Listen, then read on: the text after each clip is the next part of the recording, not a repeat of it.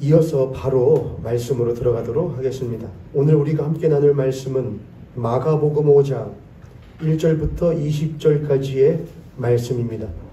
성경 본문 마가복음 5장 1절부터 20절까지의 말씀입니다. 제가 받들어 읽도록 하겠습니다. 여러분은 눈과 귀와 마음으로 함께 하나님 말씀 읽으시기 바랍니다. 예수께서 바다 건너편 거라사인의 지방에 이르러 배에서 나오심에 곧 더러운 귀신 들린 사람이 무덤 사이에서 나와 예수를 만나니라.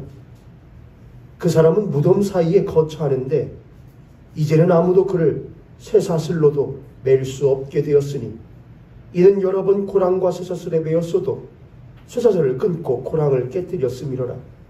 그리하여 아무도 그를 제어할 힘이 없는지라. 밤낮 무덤 사이에서나 산에서나 늘 소리 지르며 돌로 자기의 몸을 해치고 있었더라. 그가 멀리서 예수를 보고 달려와 절하며 큰 소리로 부르짖어 이르되 지극히 높으신 하나님의 아들 예수여, 나와 당신이 무슨 상관이 있나이까? 원하건대 하나님 앞에 맹세하고 나를 괴롭히지 마옵소서 하니, 이는 예수께서 이미 그에게 이르시기를 더러운 귀신아 그 사람에게서 나오라 하셨습니다. 이에 물으시되 너의 이름이 무엇이냐? 이르되 내 이름은 군대니 우리가 많음이니이다 하고 자기를 그 지방에서 내보내지 마시기를 간구하더니 마침 거기 돼지의 큰 떼가 산 곁에서 먹고 있는지라. 이에 간구하여 이르되 우리를 돼지에게로 보내어 들어가게 하소서 하니 허락하신대 더러운 귀신들이 나와서 돼지에게로 들어가매 거의 2,000마리 되는 떼가 바다를 향하여 비탈로 내리다라 바다에서 몰사하거늘 돼지치던 자들이 도망하여 읍내와 여러 마을에 말하니 사람들이 어떻게 되었는지를 보러 와서 예수께 이르러 그 귀신 들렸던 자 곧 군대 귀신 집혔던 자가 옷을 입고 정신이 온전하여 앉은 것을 보고 두려워하더라. 이에 귀신 들렸던 자가 당한 것과 돼지의 일을 본 자들이 그들에게 알림해 그들이 예수께 그 지방에서 떠나시기를 간구하더라. 예수께서 배에 오르실 때에 귀신 들렸던 사람이 함께 있기를 간구하였지만 허락하지 아니하시고 그에게 이르시되 집으로 돌아가 주께서 너에게 어떻게 큰 일을 행하사 너를 불쌍히 여기신 것을 너의 가족에게 알리라 하시니. 20절을 함께 읽겠습니다. 시작. 그가 가서 예수께서 자기에게 어떻게 큰 일을 행하셨는지를 데가볼리에 전파하니 모든 사람이 놀랍게 여기더라. 아멘. 오늘 예배가 어떨지 제가 어저께부터 좀 생각을 하고 말씀 준비하면서 조금 고민을 하면서 했던 이유가 무엇이냐면은 오늘 다룰 이야기가 조금은 심상치 않은 이야기 때문에 그렇습니다. 마가복음 5장 1절부터 20절의 이야기는 우리가 흔히 거라사 광인, 거라사 귀신 들린 사람 이야기 이렇게 말을 합니다. 광인이라는 것은 빛나는 사람을 말하는 것이 아니고 미친 사람을 말합니다. 거라사 광인 이야기. 이 마가복음 5장부터가 참 재밌는 일들이 많이 나오는데 마가복음 5장 1절부터 20절에서 거라사 광인 이야기가 나오고 그 뒤이어서 무슨 이야기가 나오느냐? 야이로 이야기와 혈루증 앓는 이야기가 나오게 되거든요. 저희들이 지금까지 했던 이야기들의 연장선에 있는 이야기라고 생각하시면 될 것 같아요. 마가복음 5장에 나오는 이 거라사 광인의 이야기는 마태복음에도 나오고 누가복음에도 나옵니다. 마태복음 8장과 누가복음 8장에 이 이야기가 동일하게 나옵니다. 내용들이 조금 틀린 부분들이 있는데 다른 부분들이 있는데 마태복음에서는 거라사 광인이 몇 명이었다고 말을 하느냐? 2명이었다고 말을 하고 마가복음과 누가복음에서는 그냥 거라사 광인이라고 합니다. 그것을 가지고 성경이 틀리네라고 말할 수 있는 것은 아닐 것입니다. 왜냐하면 마태와 같은 경우에는 무엇에 집중을 한 것이고 숫자에 집중을 한 것이고 마가나 누가는 그 사람들의 상태에 집중을 했다고 우리가 생각하면 될 것 같습니다. 중요한 것은 우리들이 이 이야기를 조금 이해하기 위해서는 배경 지식이 조금 필요하니 제가 좀 설명을 해야겠습니다. 1절에 보니까 이렇게 쓰여 있죠. 마가복음 5장 1절입니다. 함께 읽겠습니다. 시작. 예수께서 바다 건너편 거라사인의 지방에 이르러 그랬다. 예수께서 바다 건너편 거라사인들의 지방에 이르러 그러겠습니다. 여기서 말하는 바다라는 것은 뭘 하느냐? 이스라엘에서 바다라고 불리워질 수 있는 것은 둘밖에 없는데, 하나는 이스라엘의 맨 서쪽에 있는 바다, 곧 지중해를 말을 합니다. 근데 성경에서, 특히 신약 성경에서 그 지중해에 대한 이야기는 거의 나오지 않습니다. 욥바 정도나 되어야 나오지, 지중해에 거의 나오지 않고, 성경에서 예수님이 활동하셨던 지역에서 바다라고 불리워질 수 있는 곳은 딱 한 곳밖에 없는데, 거기가 어디냐? 바로 갈릴리입니다. 갈릴리 호수입니다. 갈릴리 호수라고 하기도 하고 갈릴리 바다라고 하기도 하고 디베리아 호수라고 하기도 하면서 지역에 따라서 이름들이 다르지만, 여하간 복음서에서 바다라고 불리워지는 곳, 예수님의 활동하셨던 곳에서는 무엇밖에 없다? 바다라고 불려주는 갈릴리를 말합니다. 그러니까 예수님이 갈릴리 바다 건너편으로 갔다고 말하는 것을 보니까, 예수님이 본래 어디서, 지금 4장에서는 어디서 활동을 하셨느냐? 예수님께서 이스라엘 땅에서 활동을 하시다가 바다를 건너가셨대요. 이 바다를 건너가면은 어떻게 되느냐? 제가 지도를 보여드리면 좀 좋겠지만은, 이스라엘이 이렇게 그냥 일자로 되어 있다고 한다면은 가운데를 헬몬산에서 물이 흘러 요단강을 만들고, 요단강이 한 번 모이는 곳이 어딨냐? 갈릴리 호수입니다. 거기서 또 물줄기가 흘러서 어디에 모이게 되느냐? 사해에 모이게 됩니다. 이 요단강을 기준으로 하여서 이쪽에는 누가 거주하고, 이스라엘 사람들이 거주를 하고, 주로 거주를 하고, 이 요단강을 기준으로 하여서 동편에는 누가 거주를 했느냐? 그 당시에 헬라 사람들이 많이 거주를 했습니다. 어디를 기준으로요? 요단강을 기준으로. 그러니까는 갈릴리 바다를 건너가셨다는 것은 지금 이 경계를 뭐 하셨다는 것이냐? 넘어가셨다는 것입니다. 이스라엘 사람들이 주로 거주하던 지역을 넘어 헬라 사람들, 곧 이방인들이 거주하는 지역으로 예수님께서 건너가셨다라는 것을 말하죠. 이것을 볼 때에 우리는 참 귀하다는 것이 무엇이냐?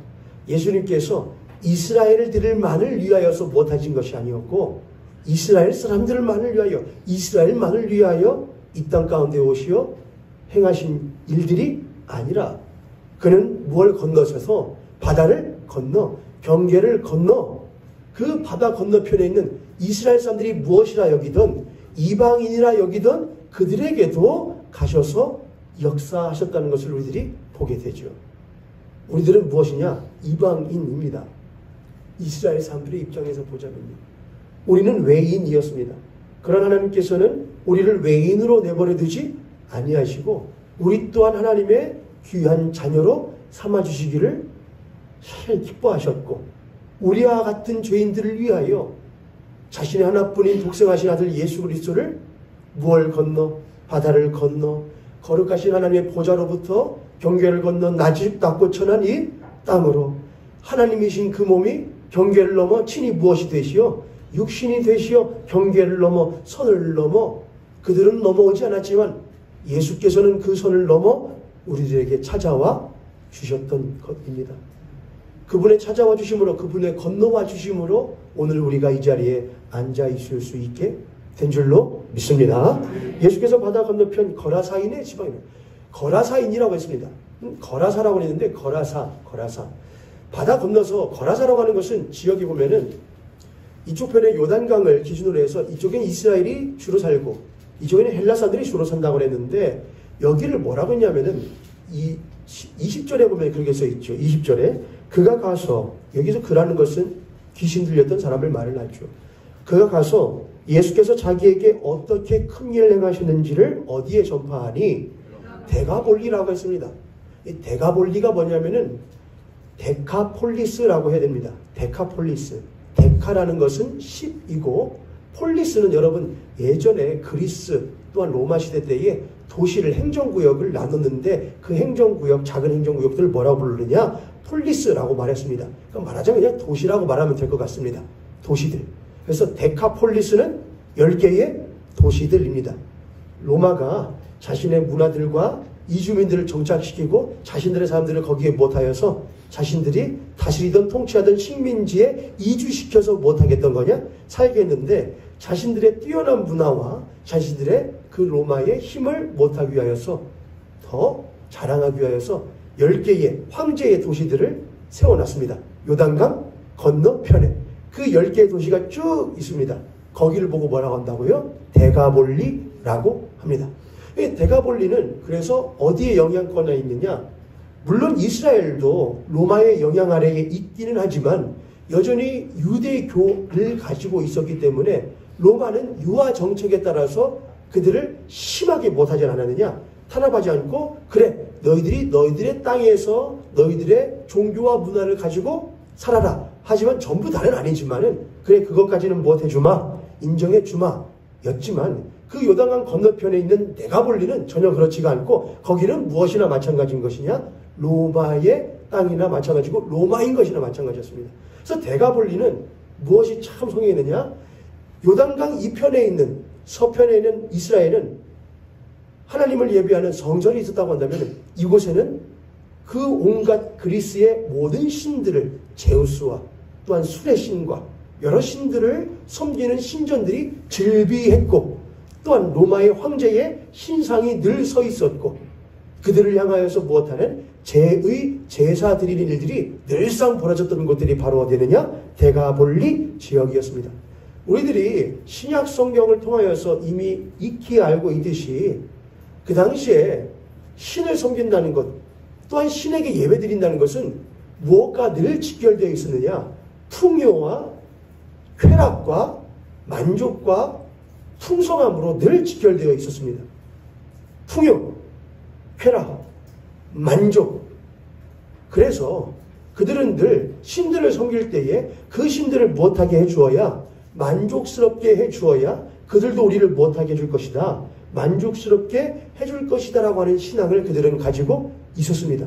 그래서 그들을 만족스럽게 해주기 위하여 그들은 그들 앞에 무엇을 통하여서 성적인 교합들을 통하여서 그들을 만족스럽게 하고 그 신들을 못하게 하는 도취되게끔 만들려고 했습니다. 그래서 그 당시에 로마 시대 때에 각 도시에는 신전들이 항상 있었고 거기에서는 이미 준비되어져 있는 수많은 창기들이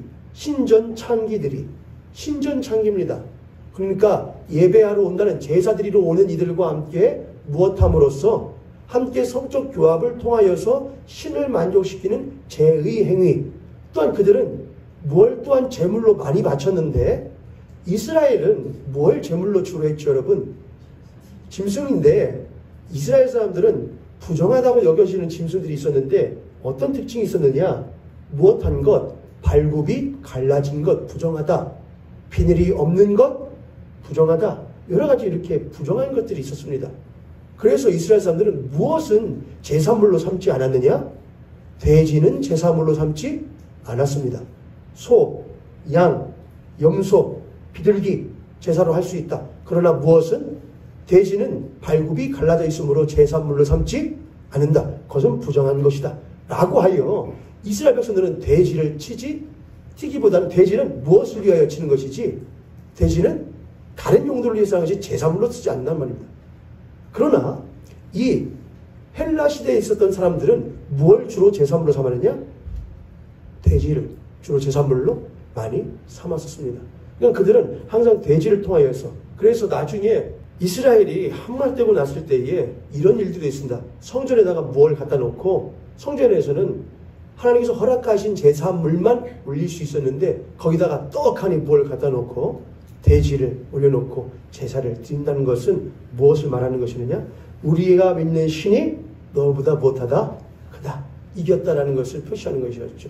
이와간 헬라 문화에서는 그렇게 성적인 교합과 돼지를 통하여서 궁금하죠 여러분? 돼지가 왜 그들에게 제사의 제물이 되었을까?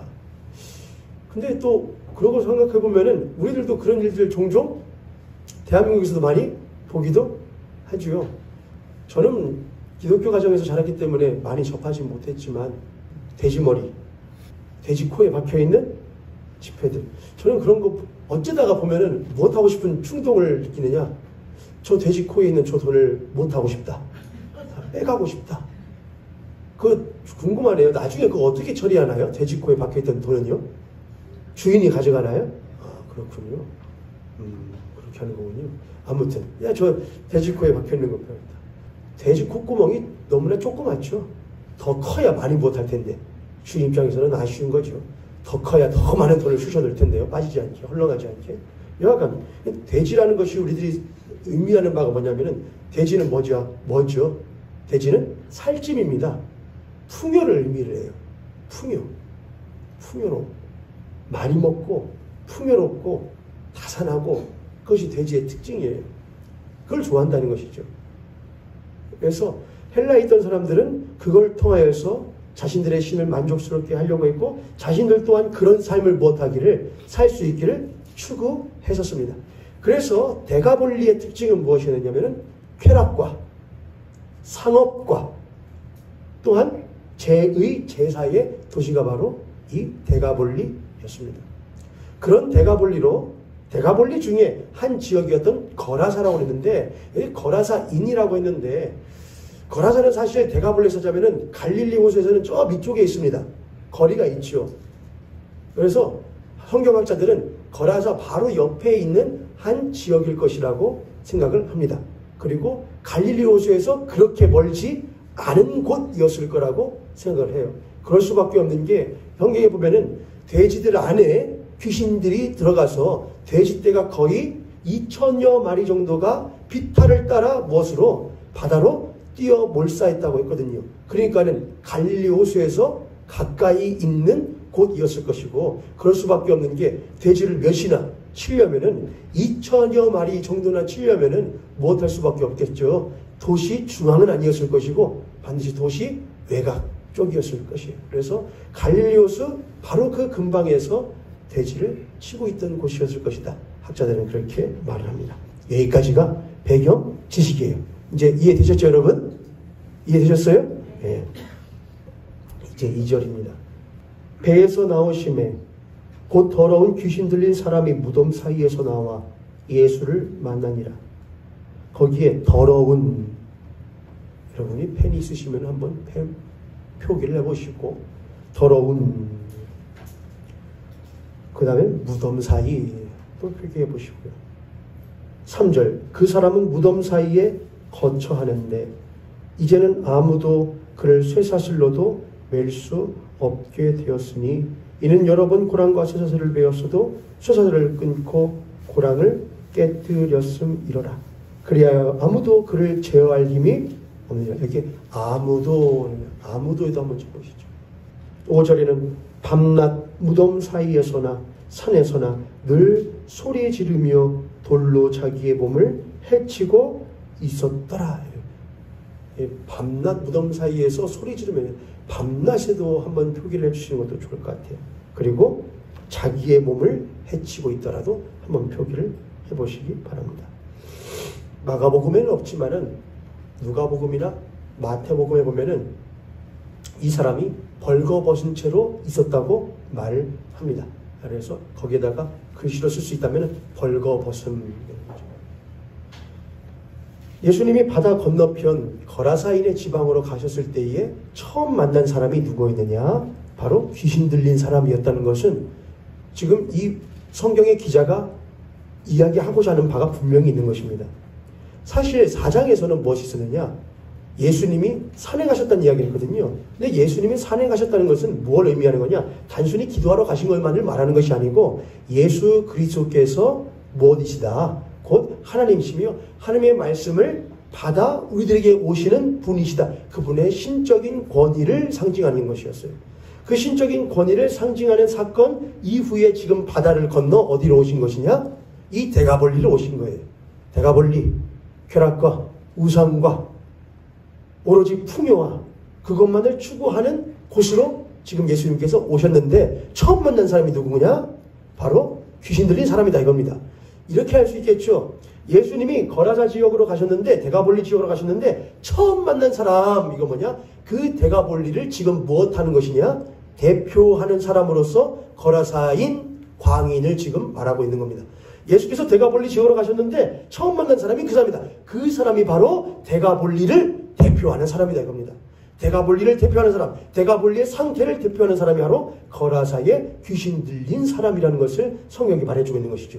신적인 권위를 가지신 예수님이 오셨을 때에 그가 거라사 광인을 만났는데 그 거라사 광인이 그 데가볼리를 대표하는 사람이며 그 사람이 그 예수 그리스도 앞에서 어떻게 되었는가를 지금 성경의 기자가 우리들에게 말해주고 싶어 하는 것이죠.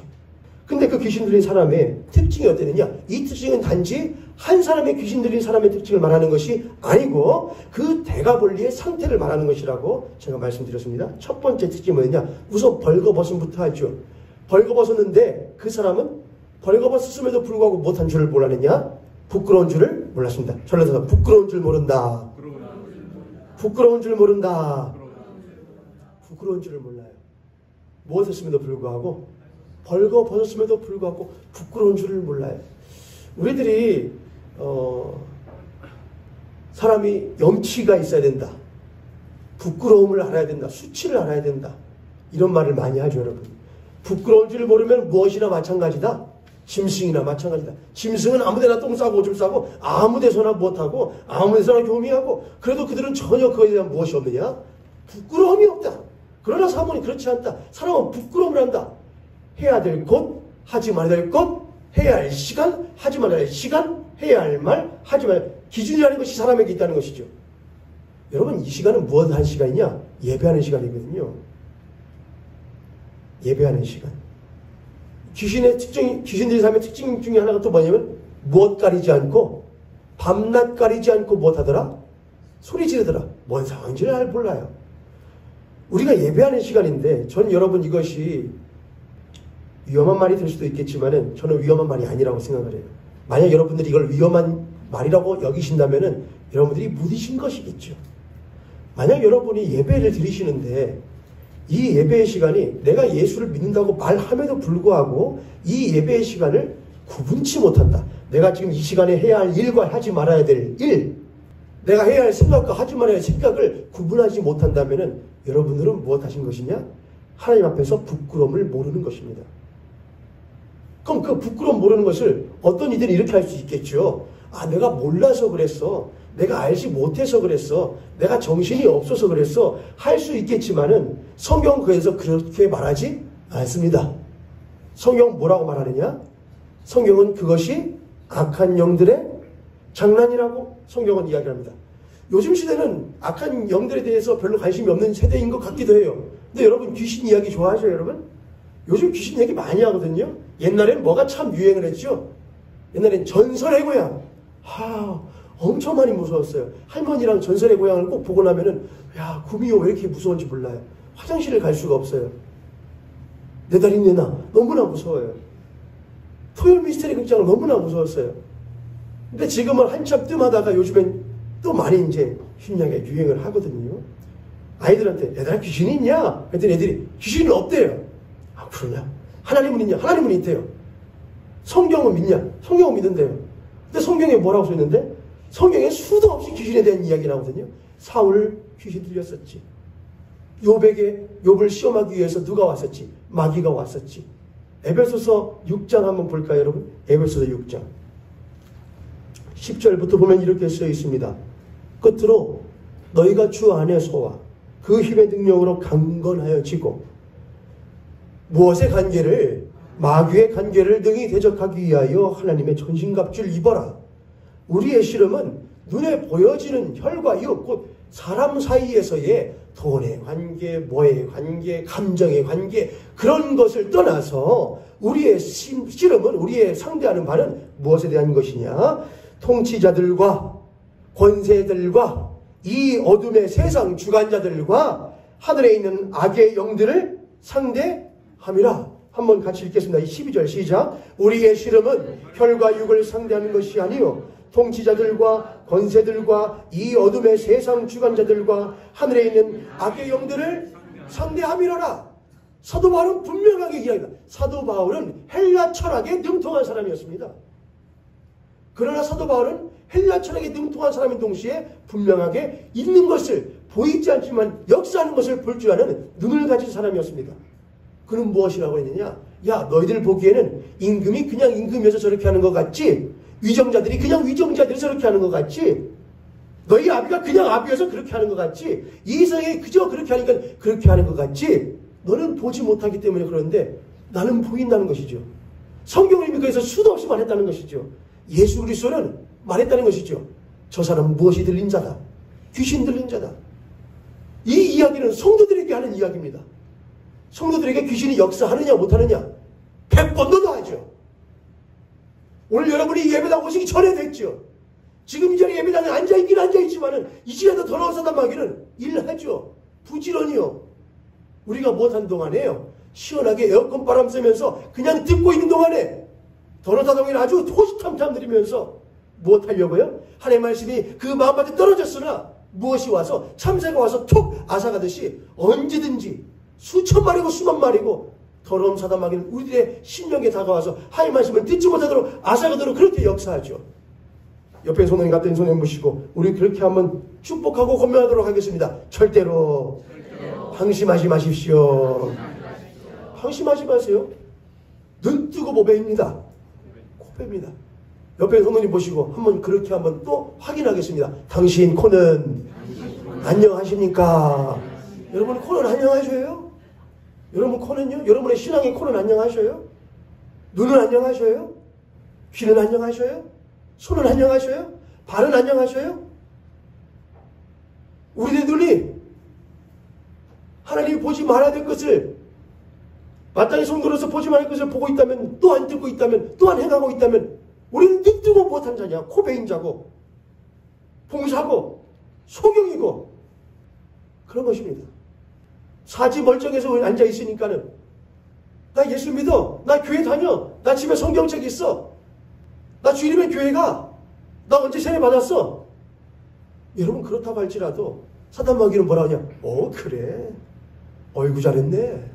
대단하다. 그래. 그 정도만 해.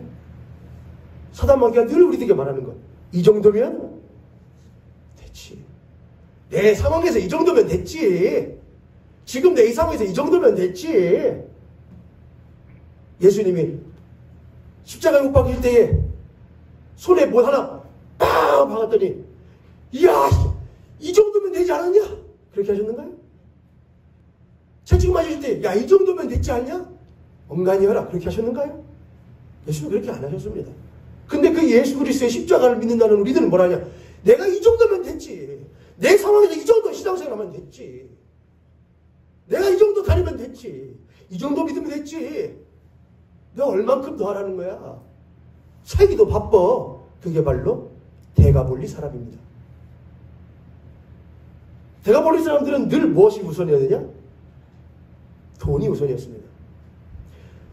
이 대가볼리에서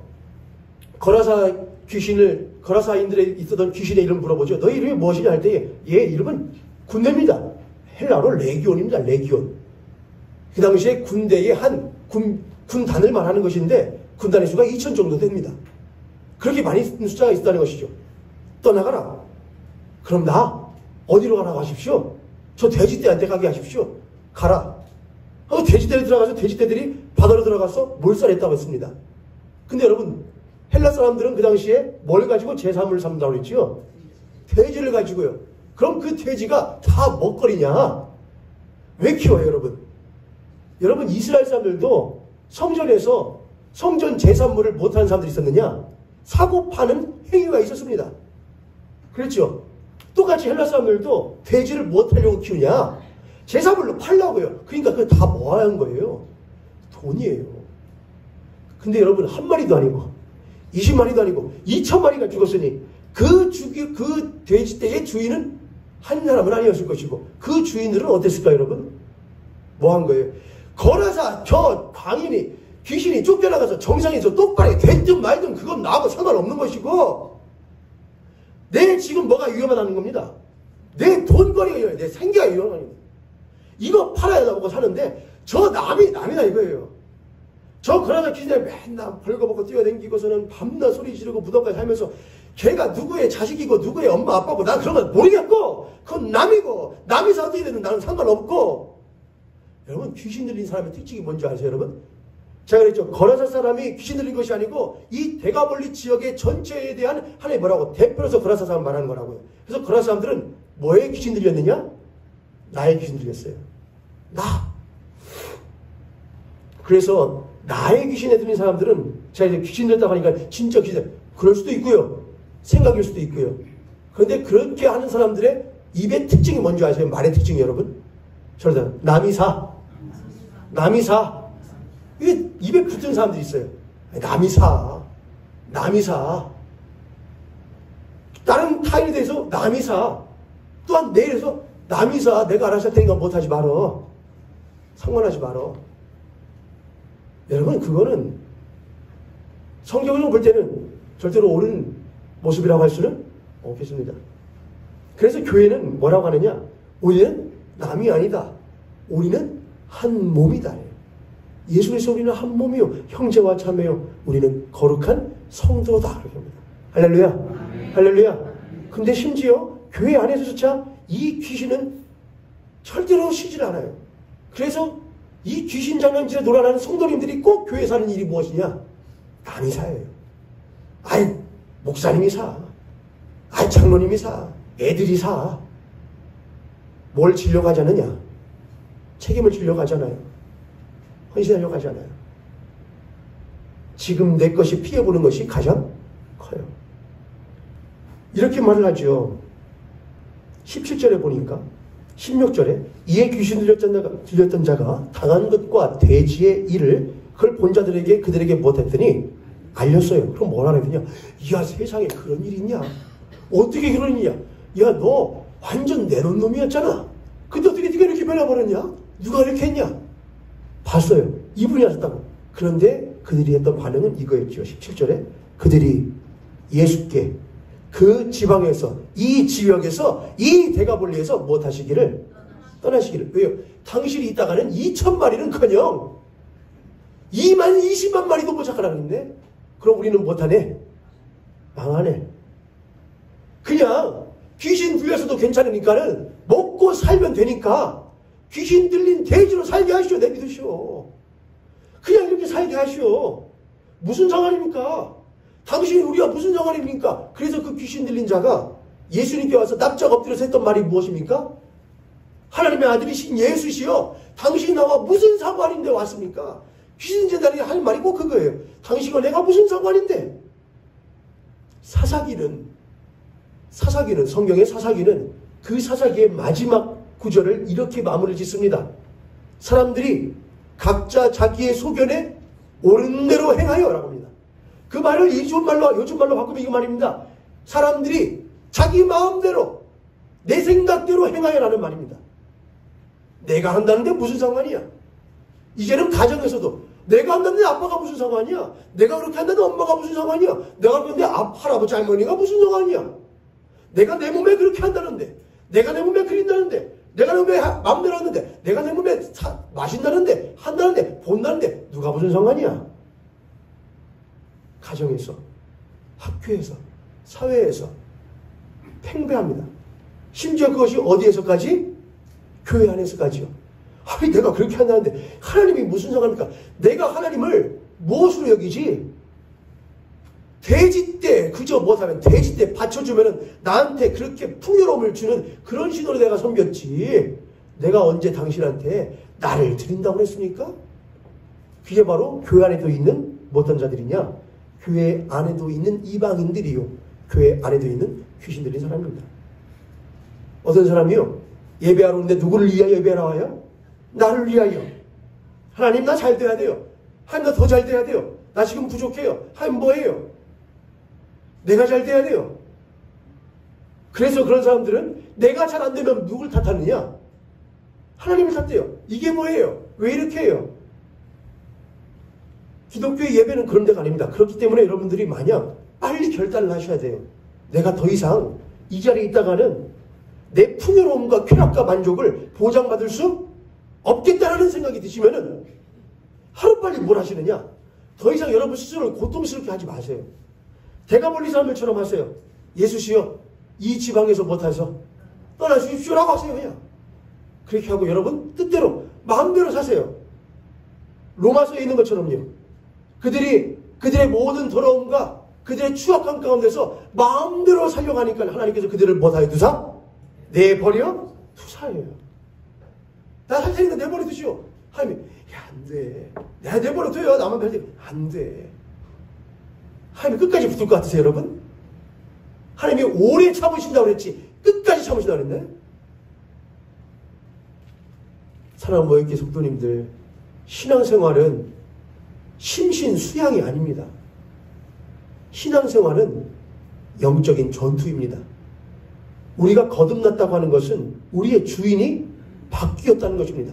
너희들은 너희 아비 마귀에게서 났으니 너희 아비와 똑같이 거짓을 행하고 거짓말하고 살인을 일삼는구나.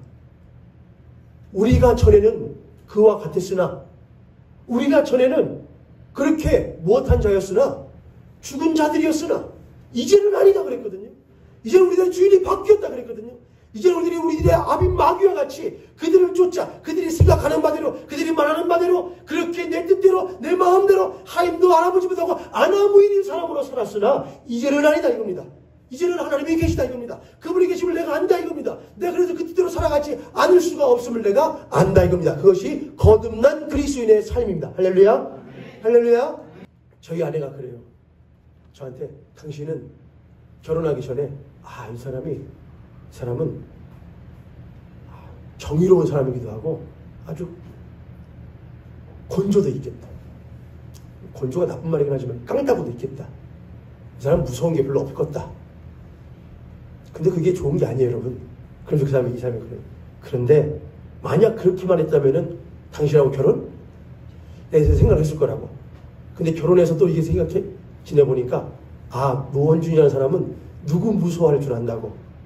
하나님 무서워할 줄 안다고.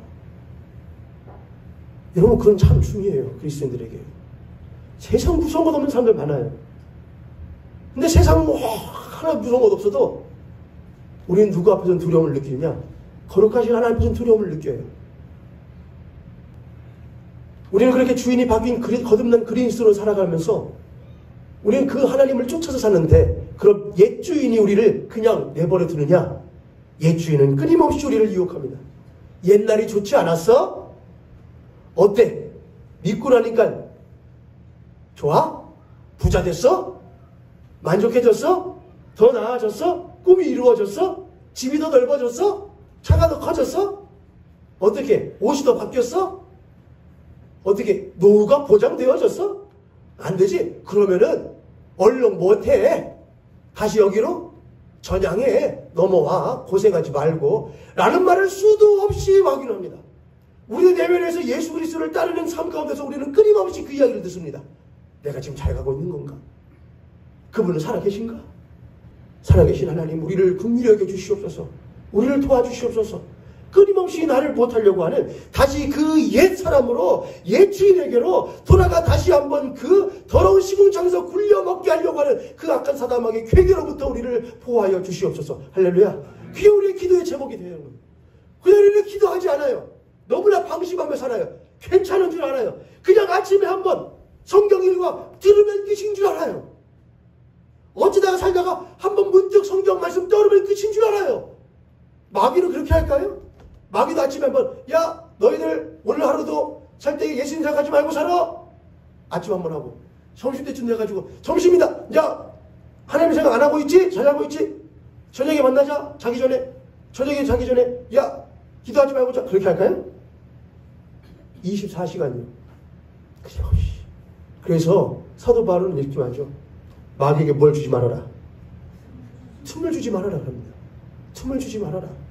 틈이요, 틈. 저에게도 틈 많고요. 여러분에게도 틈이 있으신지 여러분을 생각해 보셔야 돼요. 그래서 오늘 이 마가복음 5장을 제가 이야기하려고 할 때 오늘 예배 분위기가 어떨까? 제가 살짝 고민을 했어요. 왜냐하면 누구 얘기할 때 요 귀신이라는 놈이요 아주 이상한 놈이어서 더러운 얘기 하잖아요. 지 이름 얘기하잖아요. 그러면 와가지고 귀를 기울이거든요. 왜 그럴까요? 특히 교회에서 그런 얘기할 때 왜 그럴까요? 교회에서 자기에 대해서 좋은 말 할 리가 없으니까요. 평소에 그냥 맨날 하나님의 종이라고 이름표는 붙이고 다닐지 모르고 성경적으로 교회 갈지 모르지만 실제로는 그의 종이나 마찬가지였던 일주일 동안 살면은 그의 종으로서 맨날 부리고 살았었는데 교회 가서 뭔 얘기 듣고 그거 아닙니다. 당신 제 종으로 사는 겁니다.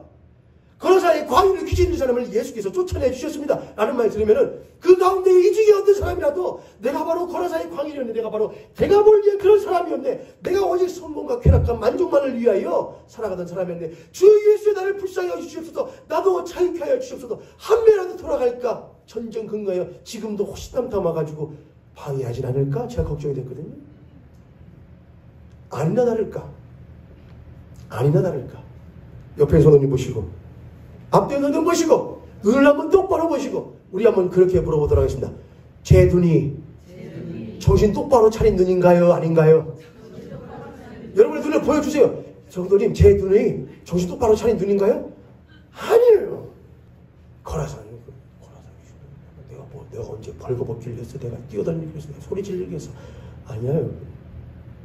부끄러운 줄 몰라요. 그래서 다윗이 기도할 때 이렇게 하죠. 주님 내가 부끄럽다고 나의 수치스러움을 가려주시라고 그렇게 기도를 해요. 부끄러운 줄 알아요. 근데 우리는요 자기 전에 하나님 한 하루를 생각해 보니까는 주님 앞에 부끄러운 것 뿐이네요. 주님 나를 못해 주십시오. 용서해 주십시오. 근데 부끄럽어요. 아휴 뭐 보자.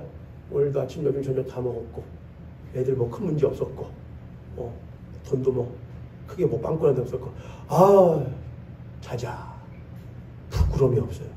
그게 바로 무엇한 사람이냐? 귀신 들린 사람입니다. 그게 바로 대가벌리 사람입니다. 두 번째 특징이 뭐였느냐? 2절에 보니까 배에서 나오심에 곧 못한 더러운 귀신 들린 사람이 무덤 사이에서 나와 예수를 만나니라. 여러분은 귀신에 대해서 뭐라고 말하냐? 더러운 귀신이라고 합니다. 더러운 귀신이 들어가면은 들어간 그 사람도 무엇한 일을 하기 마련이냐? 더러운 일을 하기 마련입니다. 더러운 일을 하기 마련입니다. 더럽다는 것은 뭘 말하는 거냐? 질서 없음을 말합니다. 깨어진 것을 말합니다. 부수어진 것을 말합니다. 근데 그 질서는 누구에게 있느냐? 하나님께 있습니다. 그래서 성경은 창세기에서부터 하나님께서 모든 것을 조화롭게 질서 있게 창조하셨다라고 말합니다. 그러나 사단 마귀는 그걸 항상 못하느냐? 부서져서 흩트려 버립니다. 그렇지 않다. 이렇게 해도 된다. 저렇게 해도 된다. 마음대로 해도 된다. 그래도 하나님 우리를 못하신다. 우리를 사랑하신다. 그런 거짓말을 늘어놓습니다. 예, 하나님이 우리들이 더러운 일을 하더라도 사랑하시죠. 그러나 귀신 들린 사람도 사랑하셨기 때문에 바다를 건너서 그에게 못하시죠. 찾아가 주셨죠. 그런데 그 하늘 예수님께서 그를 사랑하셔서 야, 너 모습 보니까는 밤낮 소리 지르고 다니면서 발가벗고 다니면서 부끄러운 줄 모르고 너 그렇게 사는데 내가 그래도 너를 사랑한다. 안아주면서 그렇게 살면 내가 너를 사랑하니까 그 사랑을 믿고 그대로 무덤 가운데서 살면서 벌거벗고 뛰어다니면서 소리면서 살아라. 그렇게 하셨는가요? 안 했다고요. 그렇지 않다. 귀신아 못하라. 더러운 귀신아 나오느라 했다고요. 그랬더니 그가 바뀐 모습이 뭐였어요? 그가 옷을 못하고 이렇게 합니다. 15절에 예수께 이르러 그 귀신을 쓴 자 곧 군대 귀신 집혔던 자가 옷을 입고 그 다음 뭐라고 합니까? 정신이 온전하여 앉은 것으로. 여기서 귀신 들은 사람의 바뀐 모습 제가 다음 주도 이어서 해야 되지만은 그냥 하죠 뭐. 그렇게 뭐라고 하느냐? 바뀐 사람의 모습이 뭐냐? 첫 번째가 뭐예요? 옷을 입고예요. 옷이라는 건 뭘 말이냐? 여러분 옷이라는 건 단지 우리를 가리는 의복만을 말하는 것이 아니에요. 옷이라는 걸 뭐라 말하냐? 문화예요. 문화. 그 사람이 옷을 입고 정신이 무엇하여져서 온전하여져서 세 번째가 뭐냐? 앉았더라 그래요. 누구 앞에 앉았느냐? 예수 그리스도 앞에 앉았다예요. 귀신을 찾아가. 이게 여러분이 만약 이 세 가지의 모습이 여러분의 삶에 만약에 없다고 한다면은 내가 귀신 들렸다고 말하기는 어렵겠지만은 내가 지금 귀신 노름에 놀아나고 있는 그리스도인 아닌가? 생각해 보셔야 된다는 것입니다. 첫 번째 무엇이요? 옷이요. 내가 바른 말을 하고 있는가? 제가 제 아이한테 어쩌다가 뭐 이렇게 이야기하다가 뭐 재미난 얘기를 하거나 뭐 하면은 방심을 하죠. 방심하면 뭘 하냐? 집이 아닌 학교나 또는 학원에서 썼던 말이 이제 툭툭 나옵니다. 그러면 제가 그러면은 그거를 넘어가느냐? 제 아내가 넘어가냐? 안 넘어가거든요. 뭐라고 했나? 야, 그 무슨 말이냐? 절대로, 너 뭐라고 했어? 이렇게 하면 처음에, 그러면은 이실직고를 안 해요. 그럼, 야, 그거 무슨 말이야? 재밌는 말이다. 뭐라고 했나? 뭐예요? 근데 그거 좋지 않은 말이다.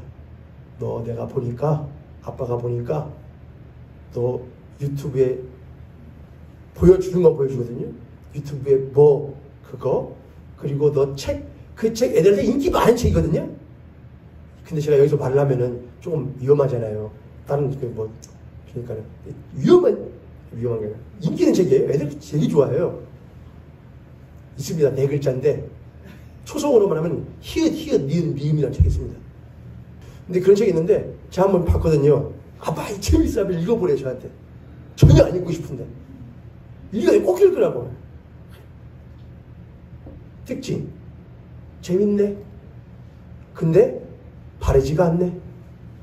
뭐만 있느냐? 재미만 있어요. 조금 뭐 넣고요. 교훈 조금 양념으로, 감동 조금 양념으로. 근데 뭐가 없느냐? 올바름이 없어요. 말이 막이에요. 막말해요. 거의 이렇게 말하면 너무나 힌트 줘버리는구나. 두 남매 이야기인데 그 남매가 막 그러는데 우리들 집안에 다들 그렇게 할 거예요. 그렇게 하나 봐요. 형한테 그렇게 말해도 되나? 동생한테 그렇게 말해도 되나? 오빠한테 그렇게 말해도 되나? 그러니까 애들이 그런 걸 보니까는 다 그렇게 말해도 되는 줄 알고 그렇게 말을 해요. 하나님 너 그거 금지. 보지 마. 안 돼. 목사님 너무나 빡빡하게 하지 마세요. 이럴 때는 좀 남이사를 좀 써야겠습니다. 남 걱정하지 마시고 누구 걱정하셔야 되느냐? 여러분의 자녀들 걱정하셔도 됩니다. 너희는 이 세대를 본받지 말고 오직 마음을 새롭게 함으로 변화를 받아. 너희는 이 세대를 본받지 말고 오직 마음을 새롭게 함으로 변화를 받아. 근데 세대를 본받아요? 잘도 본받아요. 아주 교회를 가지고 와서 자랑스럽게 세상이 이렇게 합니다. 우리도 이렇게 할게요. 여기까지 하고 마칠게요. 다음 주 이어서 할게요. 제 기독교 대한성결교회 목사인데요. 이번에 뭘 한대요. 총회 차원에서 뭘 하느냐. e스포츠를 한대요. e스포츠. 총회장배 e스포츠 대회를 주일학교를 대상으로 연대요. 여러분 e스포츠가 뭔지 아셔요 어르신들? e스포츠 뭐냐? 말하자면 컴퓨터나 핸드폰, 게임을 가지고 서로 못하는 거. 막 게임으로 대결하잖아요. 그 대결을 e스포츠라고 그래요. e스포츠. 저는 그걸 모르겠습니다. 개인적으로는 이해가 안 되지만 그게 스포츠가 될 수 있는지 권장하는 것도 이해가 안 되고 e스포츠라고 한대요. 그래서 뭘 하느냐? 한 게임 있어요. 핸드폰 애들 좋아하는 게임이에요. 유명한 게임인데 그걸 가지고 지방회 안에서 각 교회 지교회 안에서 저희 모임교회 애들이 있을 거 아닙니까? 6, 7 걔들끼리 게임을 하는 거예요. 그래서 1등을 뽑아요. 그럼 또 다른 교회 1등 있겠죠. 붙여서 지방에서 1등 나오면 각 지방에서 1등들이 있을 거예요. 또 붙여서 누굴 뽑는 거냐? 기독교 대한성결교회 주일학교 그 게임 1등을 뽑는 거예요. 자, 그거를 하고서는 왜 그렇게 하느냐? 전도요. 전도. 그걸 통하여 복음을 전한다. 아이들로 하여금 벽을 허물어 교회로 못할 수 있게 올 수 있게 하는다. 저는 아니라고 생각을 해요. 성경적이지도 않다고 생각을 해요. 그리고 그것은 절대로 뭐가 될 수 없느냐? 이럴 수는 있어요, 여러분. 그걸 통해서 한 명이라도 구원받으면 괜찮지 않냐? 거기에 아주 맹점이 있습니다. 그걸 통하여 한 영혼은 구원받을지 몰라도 수백 명은 못할 수 있느냐? 떠날 수도 있다는 걸 몰라요. 왜 그걸 모를까 몰라요. 한 영혼이 귀한 걸 말이에요. 한 영혼이 귀한 것 맞아요. 그럼 나머지 영혼은 안 귀해요? 분별치 못하는 사람들이 많다고요. 그래서 교회는 교회의 문턱은 낮출 수 있을 몰라도 구원의 문턱은 절대로 못하지 않느냐? 낮추지 않아요. 교회는 올 수 있어요. 믿지 않아도 교회 올 수 있어요. 신앙 없어도 교회 올 수 있죠. 여러분 절에 가시면은 여러분이 절에 가서 불장 아니라고 절에 가는데 수인들이 막나요? 아니 오세요. 교회도 마찬가지예요. 오세요. 그러나 구원받는 것은 그렇지 않아요. 구원받는 문턱은 높아요. 구원의 문은 좁아요. 구원의 길은 험해요. 근데 우리는 그 길을 평탄하게. 그게 이 세대란 말입니다. 그게 이 세대예요. 괜찮아. 그렇게 해도 돼. 뭐 어때? 죄의 만연함이고 죄에 대하여 무감각함이에요. 그게 대가볼리의 특징이에요. 예수께서는 그 곳으로 가셔서 못하느냐? 너희들이 지금 귀신 들린 사람이요. 너희들이 지금 죄의 종노릇하는 사람들이요. 너희들이 지금 병든 자들이다라는 것을 예수님은 분명하게 말씀하셔요. 근데 병든 자들은 그걸 들으면 뭐하냐? 병 들렸고 귀신 들렸고 고침받지 못하게 고장났음에도 불구하고 뭐만 남아서 자존심만 남아서 됐어. 고장나도 괜찮아. 귀신도 괜찮아. 그냥 이대로 살다 못하면 돼. 당신 상관하지 말라고 말을 해요. 그러나 그런 사람들이 수두룩 할지라도 선택한 받은 사람은 뭘 말하느냐? 주님, 내가 죄인 요원이 나를 구원하여 주시옵소서라고 말을 해요. 여러분들이 바로 그런 사람들이셨기 때문에 이 자리에 계신 줄을 믿고, 또한 여러분이 한 번 그렇게 경험했었는데 이 죄 가운데 세대 가운데 살아가 보니 내가 그리스도인 아버지로서, 그리스도인 어머니로서, 할머니로서, 할아버지로서, 삼촌으로서, 이모로서, 어른으로서 나도 어느새 그리스도인인데 이 세대에 무감각 잊어버렸구나. 그러니까 그런 줄 알았구나. 어쩔 수 없다고 그랬구나. 내가 발로 이 사람이었구나. 남이 사했던 사람이구나 라고 생각하신다면 주님 다시 한번 나를 정결케 하여 주시옵소서. 나에게도 엄히 꾸짖시오. 더러운 귀신아, 노원 주령에서 떠나갈지어다. 더러운 귀신아, 나무기에서 떠나갈지어다. 여러분 소리, 더러운 귀신아, 오늘 하루도 살아갈 나에게서 손 뗄지어다. 주님 나를 거룩하게 도와주시옵소서. 분별하게 도와주시옵소서. 알게 하여 주시옵소서. 분간하게 해주시옵소서. 그렇게 살아가실 수 있는 저 여러분 되기를 주님의 이름으로 간절히 축복합니다. 우리 앞에 손님, 앞에 손님 보시고 우리 그렇게 한번 축복하며 또한 격려하도록 하겠습니다. 그렇게 살아가는 것이 쉽지 않겠지만 우리는 반드시 그 길을 걸어가야 합니다. 내가 당신과 함께 하겠습니다.